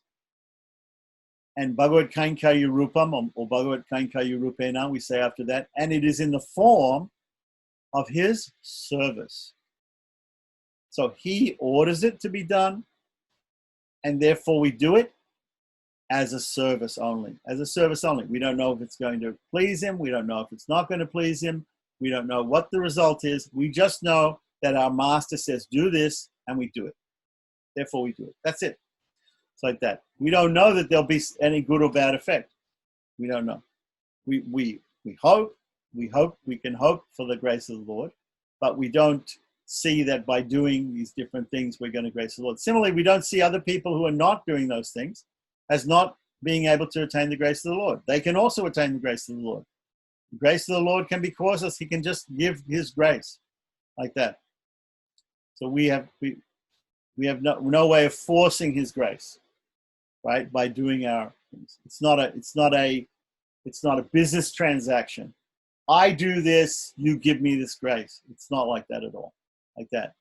There's no business transaction between a slave and his master. The master is the master. The slave is the slave. The master says, jump. The slave says, okay, and jumps. How high? But there's no business transaction. It's not like, yeah, I'll do this work, but you have to pay me this amount. I'll perform this bhakti yoga, but you have to give me liberation. It's not a business transaction. We don't have that ability to bargain like that with God. That's not our position. Our position is total subservience to him. So strive to increase our learning by every means possible. That means through the scriptures, through the Acharya, but ultimately it means through the Supersoul. Because what does Krishna say in the Bhagavad Gita? He says, from me, all knowledge, all remembrance, all forgetfulness comes. Vedantakrit evavit evachaham. Right? That from me, I am the knower of Vedanta, and from me, all this knowledge, forgetfulness, and remembrance, it all comes from me. So anything that we can learn is also by the grace of God. It's also by the grace of God. We shouldn't think, oh yeah, I got the book and I'm reading the book, and by my efforts now I'm understanding everything like that. You can read this book. You can read any book, any shastra like that. You can read it hundreds and thousands of times. You can try to study it like that. You can try to realize it. You'll never realize it without the grace of God. Never. Nothing happens without the grace of God. So it's the super soul. From the super soul, he's going to give you that realization. Follow the lead of distinguished and venerable spiritual aspirants. Mahajana Yena Gatasa Pantha. We said this before. Work for the developing intense love of God. That's very difficult to do for most of us, but we can try like that. We can try by performing service to God. We can become attached to it. Bless the Lord and his sacred temples rather than requesting him to serve you and assist you in the fulfillment of your happiness projects. The very first in Divya Prabandham, we have Peri Alwar, he's saying, who is the father of Undal, foster father of Undal. He's saying, Palanda, Palanda, Palaya, Danda, Kalkodi, Nurainam, Malanda, Tintol, Manivanna, Unsevidi, Sevi, Tirakapa, Ariomodum, Ninodum. He goes on and on and on. He's saying, Palanda, Palanda, Palanda. He's saying, may you live thousands of years. He sees a deity of Lord Sriman Narayana coming on a palanquin in the city, on a Vahanam, and he's being carried by devotees. And when he sees the Lord coming, he instead of asking the Lord for something, he's going, oh, God, let me ask him, please save me, please help me, please give me money or give me liberation even. Like that. No, he doesn't do that. He says, be blessed. You be blessed to live hundreds of years, thousands of years. Be there for everybody for thousands of years. But you get the blessing. I'll give you the blessing, just like we do. Sometimes the priests do in different rituals. At the end, the person who paid for the ritual, the sponsor of the ritual, the yajamana, will be blessed with an ashirvada or blessing. Please live a long life. Dirgayu Shambhava. Please live a long life. Have children. Have wealth. We'll give blessings like that. So in this saying, he's saying instead of going to God and asking for something, go to God and praise Him. Right? What do they say in Christianity? Hallelujah. You praise God. God be praised. Right? Even the Muslims say, Inshallah. By God's grace. God be praised. May He be praised. May His prophet be praised. They say all this sort of stuff. We say praise be to God, like that. So bless the Lord and His sacred temples. This is again talking, as it was in the sutra, about the Nalaya Divya Bandham, which talks about the 106 or 108 holy places, 108 Divya Deshams, which you can see in this world, right? And then reflect upon the futility of material objects. Like I said, when we get up in the morning, we should think, yeah, we've wasted our life. We've spent so much time sleeping. There's some very famous prayers. They say, look, if you think about it, half our life is wasted sleeping. So this much is in eating, this much in sex life, this much in business activities. We have very little life, actually. We have very little time left to do things for God, right? If my wife says to me, oh, today you have to go shopping, you have to do this, you have to do that. And what time do we have for study, for puja, for service to God? Very little. So we should reflect on that a little bit, not all the time. We shouldn't think, oh my God, and be totally obsessed all 24 hours a day thinking about how we've wasted our life. No, we should just to inspire us to worship the Lord and to serve the Lord. We should think about it occasionally. Normally, the Sri Vaishnava system is we think about it for a second or two when we wake up, maybe chant some mantras to say that. Be mindful and disciplined in all those matters relating to one's service of God. So think before you act. If you say that you're doing everything as a service to God, then you should think about it first, and you should do it in a responsible way. Live and mix with people who are amicable to you and will benefit you. So good association, not bad association. Avoid the company this is the opposite, number 19 is the opposite. Avoid the company of those who are inimical and will not promote your spiritual development. Okay, so that is a pretty comprehensive system here that Pilalokacharya gives. And if anybody ever says to you, oh, you want to follow Tengalaya Acharyas, and the Tengalaya Acharyas just say, don't do anything, just sit around and wait for the mercy of God to come and pick you up like the mother cat picks up the kitten, say, no, that's not true. Actually, our Acharyas actually give us a program for spiritual development here. But the most important thing here is that this is not a prerequisite. This is not a prerequisite. Why? Because this is not actually causing our liberation. This is not the cause of our liberation. It's a way of living our lives until we go to moksha, until the end of this material, gross and subtle body, right? But it's not a prerequisite. These things will come about naturally when people become Vaishnavas. After some time, they want to do more things. Normally, when you see people, they go to a Vaishnava, Sri Vaishnava Acharya, the Tengalaya Acharyas, they give Samashrayanam and they give them the holy mantras and everything like that. And then they don't tell them anything else. They don't insist, oh, you have to do this and have to do that, have to do that. And they don't give them a whole set of rules and regulations that they have to follow, and a day, minute by minute program every day that they have to follow. But they just let that come about spontaneously from the person. They encourage the person in spiritual life. And some people will do more than other people, but it doesn't matter, because what they're doing or not doing doesn't it's not the cause of their liberation. It's not the cause of the grace of God descending upon them.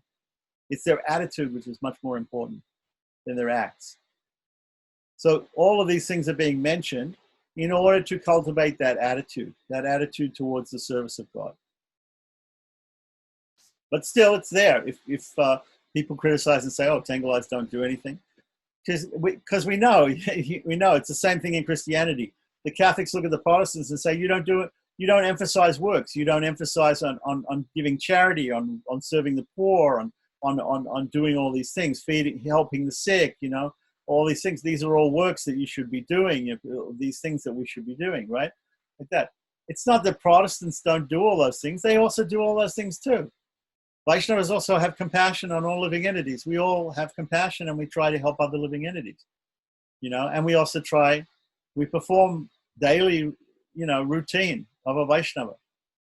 It's the same. It's Wadilai Tengalai, or any other religionist. We pray, and we think of, even the Christians, before they eat, they pray, they say grace, and, so everybody's doing these things, right?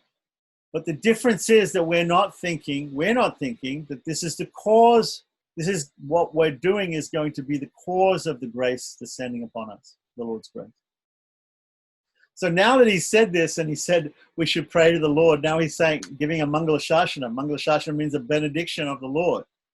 A benediction of the Lord on persons who take up this program. So, Sutra 244. If it be argued that the benediction of the Lord, Mangala Shasana, is contrary to the jiva's quintessence or essence, it is answered that in the rational state, the relationship is that of protected and protector. In the rational state of the relationship is protected and protector. But in the state of love, the relationship is reversed. This is the controversial topic of Mangala Shasanam, which is the benediction for the welfare of the Lord, is now taken up for discussion. Right? Mangala Shasanam, remember I said Periyalwa was it looked like he was giving a benediction to God. This is exactly the opposite. God should be giving benedictions to us. God is in the superior position, right? We're the slave, he's the master. So how is it that things can be turned around through love? In the relationship or state of love, things can even be turned around like that. The controversial topic of Mangala Shasanam, which is the benediction for the welfare of the Lord, is now taken up for discussion. On the normative relation level, the jiva is totally dependent upon the Lord for its protection, its survival, its edification. And on this level, a blessing by an inferior, right, we're inferior, to a superior is inappropriate. It would be inappropriate. But when rational thinking gives way to spontaneous love, such a blessing is quite appropriate, as the roles are reversed, in that the lover seeks the welfare of the beloved more than one's own. Right? God is Atmarama. He's self-satisfied. Why should we then benedict him? He doesn't have any. Why should we give presents to him? Why should we offer food to him? He's totally self-satisfied like that. We desire, out of love, we desire the satisfaction of the beloved, the Lord. So, from the point of view of the Lord's quintessence, his essence, the jiva seeks his protection. Right, that's the normal situation. But from the point of view of the Lord's tenderness, the jiva, seeks to protect him. Right? This is what happens when one starts to begin to love the Lord. He wants to protect the Lord. Right? People have devotees that protect the deity. They protect the Lord's devotees. They protect the Bhagavatas, those that are attached to the Lord, like that. The quintessence of the Lord is omnipotence, omnipresence, and omniscience. Right? He's all powerful, he's everywhere, and he's all knowing.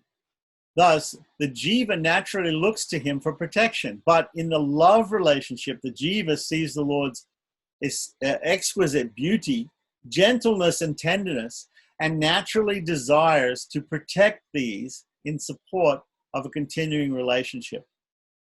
Right? So, here's some examples.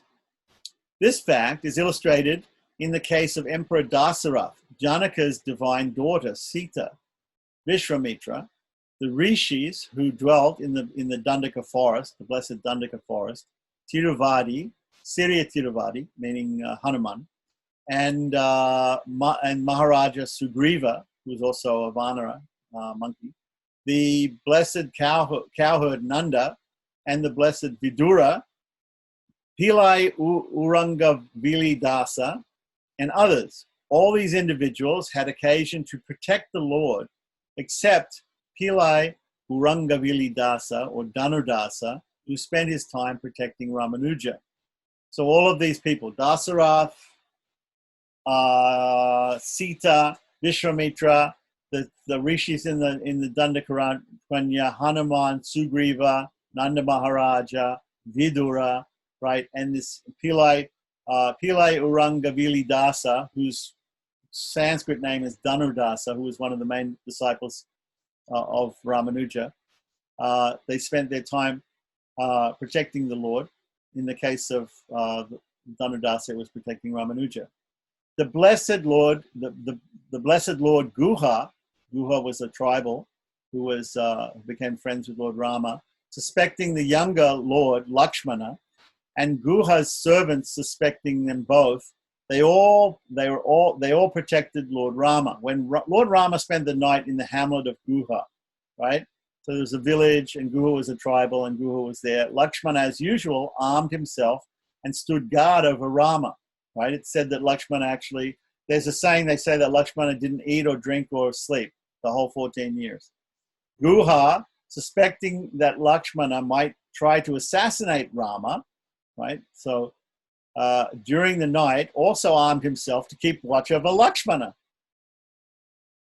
So Rama's sleeping, Lakshmana's guarding him, and Guha's guarding Rama also from maybe Lakshmana. The subjects, seeing their chieftain taking up arms along with Lakshmana and wandering about in the middle of the night, suspected his intentions, and they too armed themselves to watch over both of them. So everybody's suspicious of everybody else. Everybody's got the welfare of Rama at heart. By only once seeing the beauty of Rama, Guha's people made a great effort to protect Rama. The Alwars are outstanding in this matter of blessing the Lord. So then we're going to talk about here. Oh, here we go. He's going to explain again, like I said, Peri Alwar's prayer. And Peri Alwar excels all the other Alwars in this method. So the example of Peri Alwar is given here by Pillai Lokacharya. Peri Alwar is the author of the hymn Palanda, right? Which means it's a blessing, may you live for thousands of years. Which is a classical example of a benediction to Lord. Palanda Palanda Palaya Ritanda Palkori Narayanam Malanda Tintol Marivanna Unshevari Shevi Tirakapu. For many years, for everlasting years, for thousands of years, may the beauty of your red feet be blessed, O Lord Krishna of emerald hue, with the shoulders that vanquish the wrestlers. And then that's an allusion to the wrestlers in Kamsa's court, Chanura and Mustika wrestlers, which Krishna killed when he went to Mathura with Balarama to kill Kamsa. So this is a typical example of blessing the Lord by Peri Alwar. For others, making benedictions to protect the Lord was occasional. For him, Peri Alwar, it was constant. So Peri Alwar is here being praised, saying that he was constantly giving these benedictions to the Lord. Indeed, the depths of others was for him the shallows, right? So he is the greatest example, Peri Alwar, amongst the Alwars, of somebody who was offering benediction prayers to the Lord. Indeed, the depths for others were for him the shallows. That's very interesting, very nice. What was shallow for him was deep for others, like that. So imagine his depths of devotion. If only shallow parts of his devotion were the great depths of others.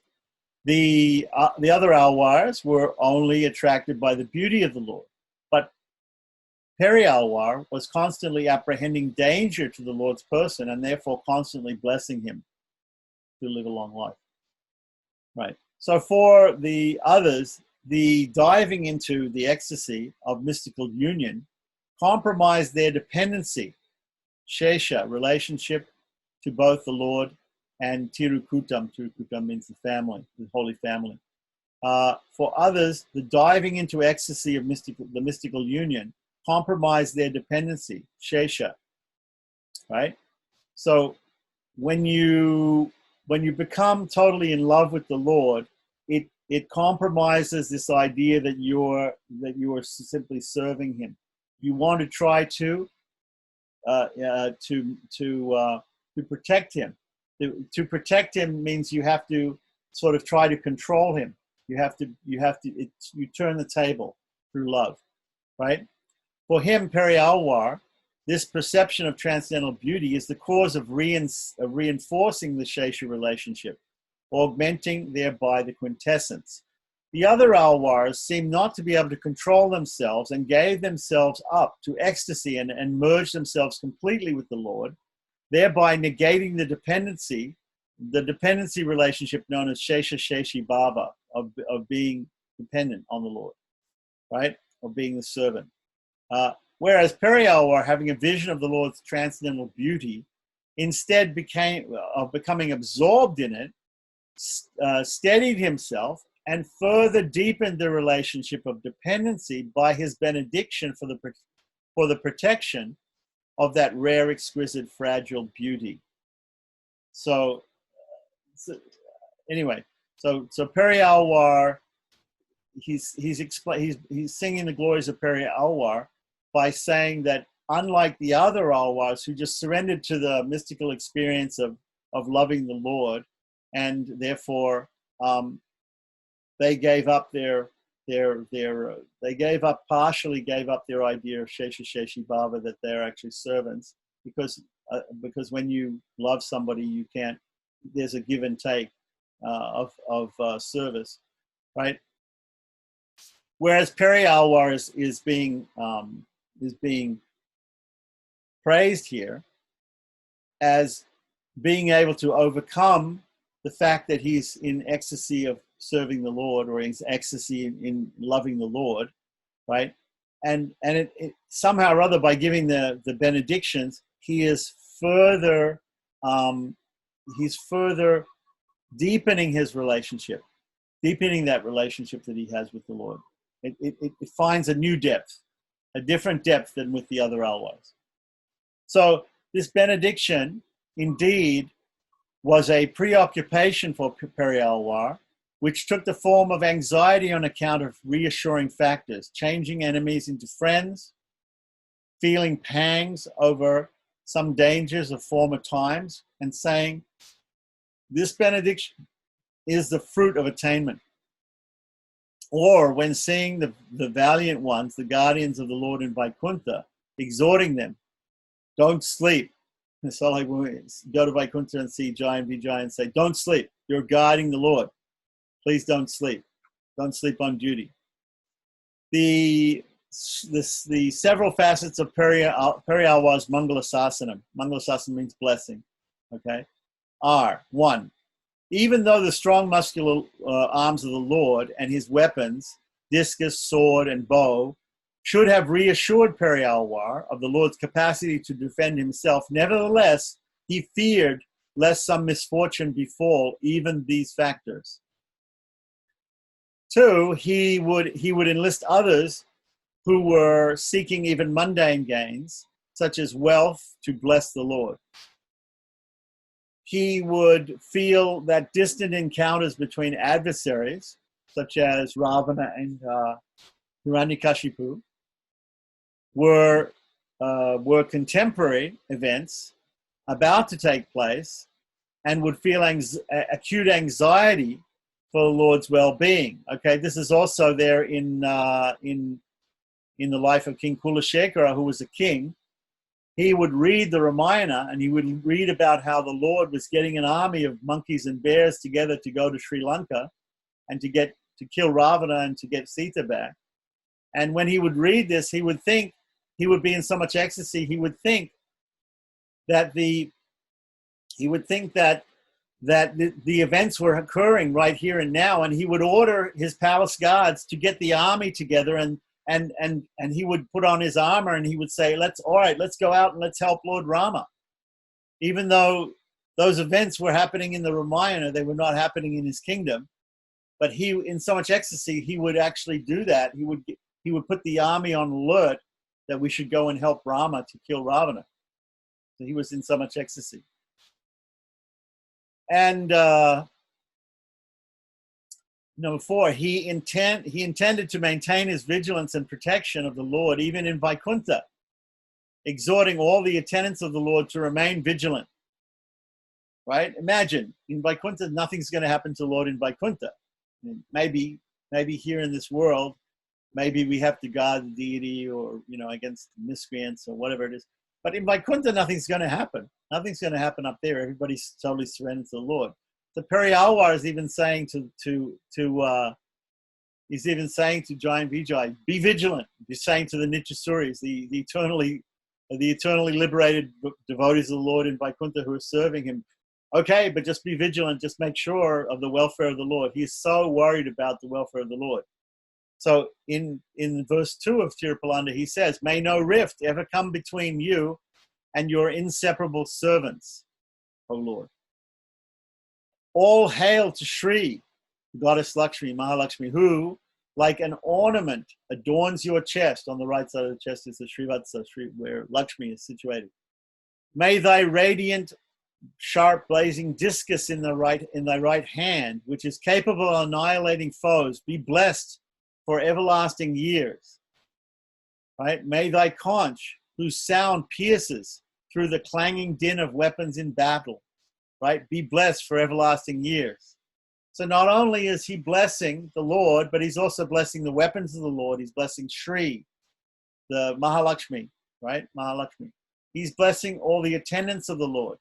So that's why he says, before that, he says, even the doorkeepers, Jai and Vijay, when Periyalwar sees these people, he tells them, don't sleep. You're supposed to be protecting the Lord. Just like that story we're talking about, Guha was protecting, Lakshman was protecting Rama, Guha was protecting Rama, and the whole village of Guha, they were all protecting Rama all night. There was no need to protect Rama. Rama is the Supreme Lord. He can take care of himself. Then why does Lakshmana have to protect him? Why does Guha think he has to protect him? Why does the whole village think he has to protect him? It's because of their love that they think that they have to protect him. So,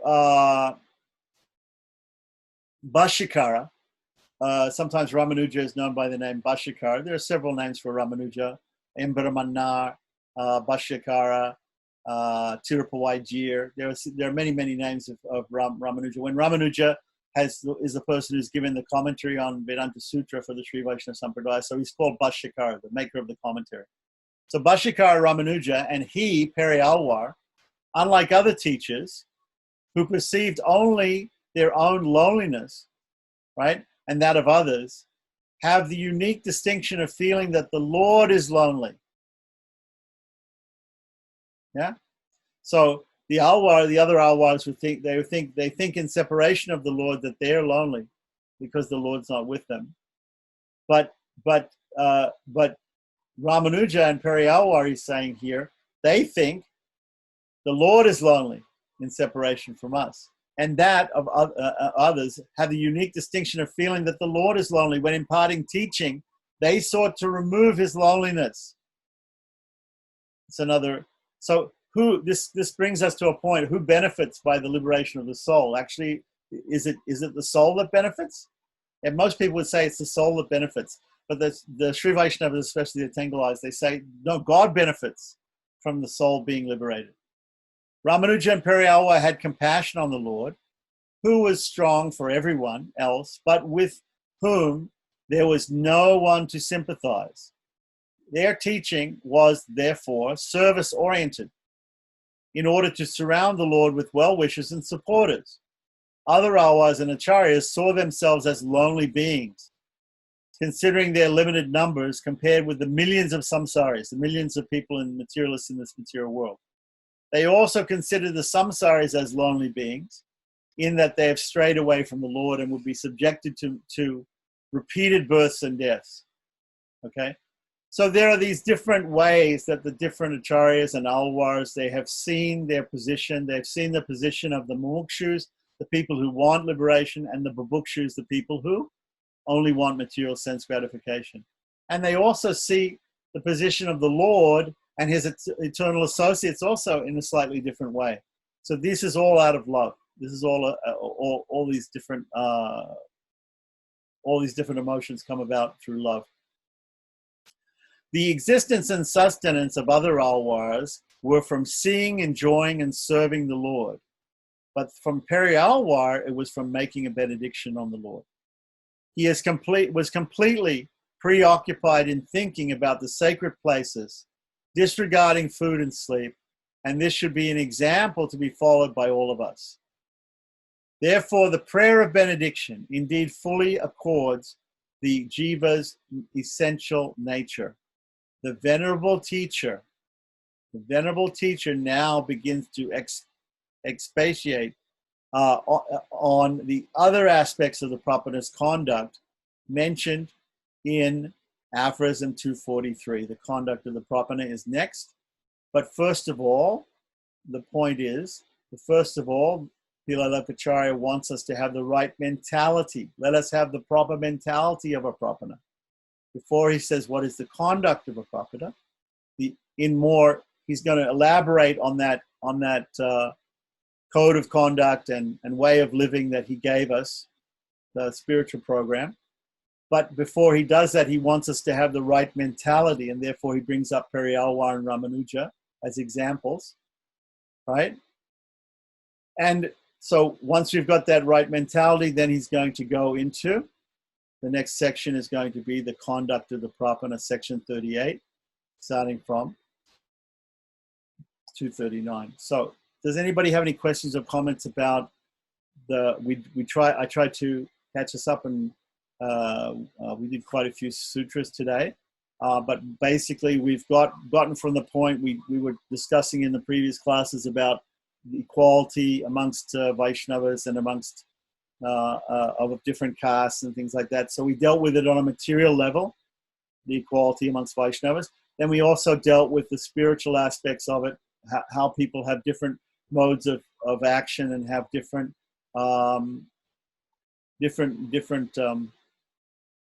ways of thinking and different emotions, right? And also how we have different associations. We had a whole spiritual program that was given to us there.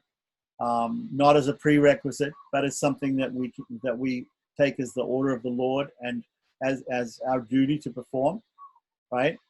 Always remembering that is not the cause of our liberation. That's not the cause of the grace of the Lord.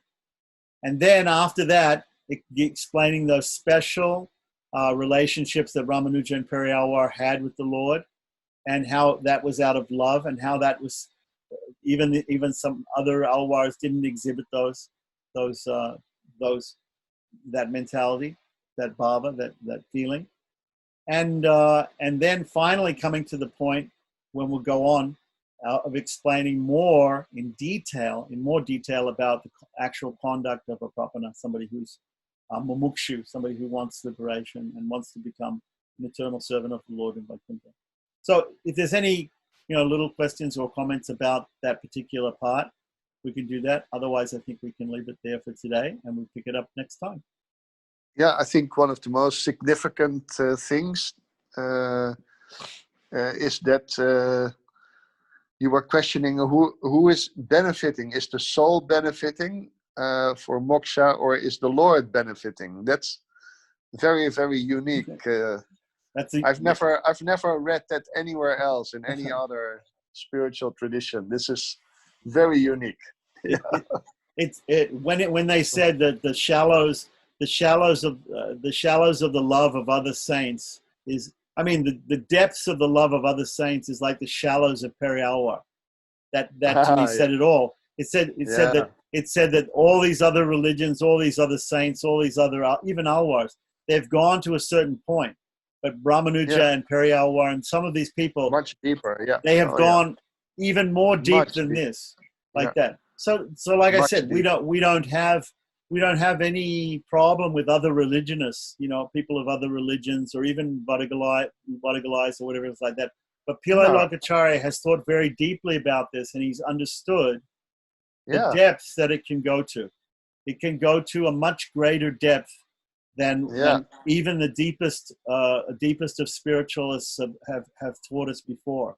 So we've heard a lot even from other spiritual groups. We've heard about going deep into spirituality, but we've never heard it to this extent. No, this is really, it's unique. Yeah, and it means I think we need to read over it again. We have to understand these things in more detail. I mean, I tried to go over as quickly as possible, but it is very deep, and it does. There are volumes that can be written about each one of these points. Oh yes, yeah. yes.